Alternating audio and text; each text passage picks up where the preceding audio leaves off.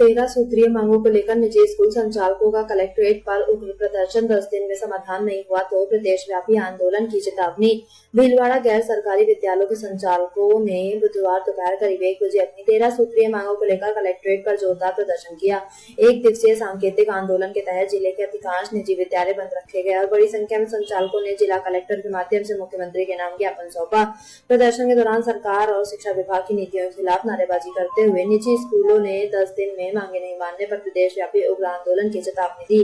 प्रदर्शनकारियों का आरोप था कि शिक्षा विभाग की दमनकारी नीतियों, बार बार के निरीक्षण और आरटीई से जुड़े लंबित भुगतान की वजह से निजी विद्यालय आर्थिक और प्रशासनिक संकट से जूझ रहे हैं। उन्होंने शिक्षा संबलन निरीक्षण व्यवस्था तत्काल समाप्त करने, आरटीई के तहत लंबित भुगतान जारी करने, प्री प्राइमरी कक्षाओं का भुगतान शुरू करने, कोविड काल के बकाया भुगतान का निस्तारण करने तथा दोहरे नामांकन के नाम पर की जा रही कार्रवाई रोकने की मांग उठाई।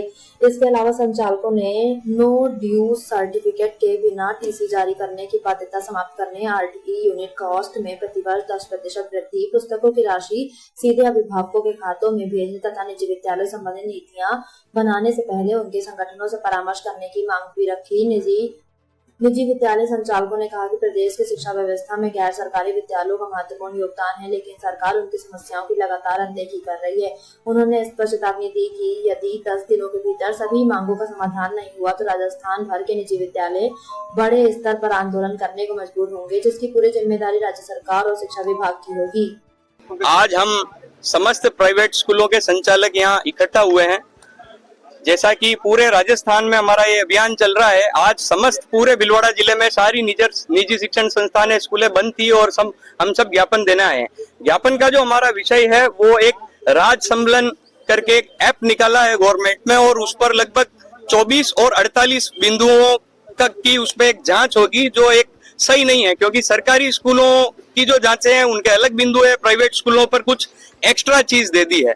इन एक्स्ट्रा चीजों का हम लोग विरोध कर रहे हैं। हम चाहते हैं कि जिस प्रकार से गवर्नमेंट स्कूल की जो पॉलिसीज है उसी पॉलिसी में प्राइवेट स्कूल भी चले, क्योंकि एजुकेशन और पूरा भारत जब एक है तो अलग अलग कानून किस प्रकार थोपे जा रहे हैं। दूसरी चीज, आरटीई में जो कानून विधानसभा में और लोकसभा में पारित हुआ, उस कानून से अधिकारी लोग छेड़छाड़ कर अनैतिक रूप से हम प्राइवेट स्कूलों के ऊपर थोपे जा रहे हैं। ये गलत है। पहले आरटीई का भुगतान सरकार करती थी पाठ्य पुस्तकों का, अभी सरकार कह रही है कि आप लोग करेंगे तो गलत है। पहले वो लोग किस कानून के आधार पर कर रहे थे और अब किस कानून के आधार पर हमको करने के लिए कहा जा रहा है। ये दो कानूनों में विरोधाभास है। ऐसे बहुत सारे बिंदु हैं। पहले आरटीई में जो बच्चे पढ़ते थे वो 1/4 का रेशो था, उसमें 4 और 1 का। अब सरकार जो बच्चा आरटीई में नर्सरी क्लास में PP3 में एडमिशन लेकर आया वो 8वीं क्लास में आ गया, वहां रेशो गड़बड़ा गया। तो उस रेशो में पहले सरकार भुगतान कर रही थी, लेकिन अब सरकार कह रही है कि हम आरटीई का भुगतान उस रूप में नहीं करेंगे। तो ये विरोधाभासी कानून एक आईएएस द्वारा लगाए जा रहे हैं जो अनैतिक पूर्ण है, और इससे हम समस्त प्राइवेट स्कूल वाले आहत हैं। इसे वापस लेना किया गया। आज हम इस विषय पर लेकर समस्त प्राइवेट स्कूलों को बंद रखकर जिला कलेक्टर महोदय के मार्फत सरकार को ज्ञापन देने इकट्ठा हुए हैं।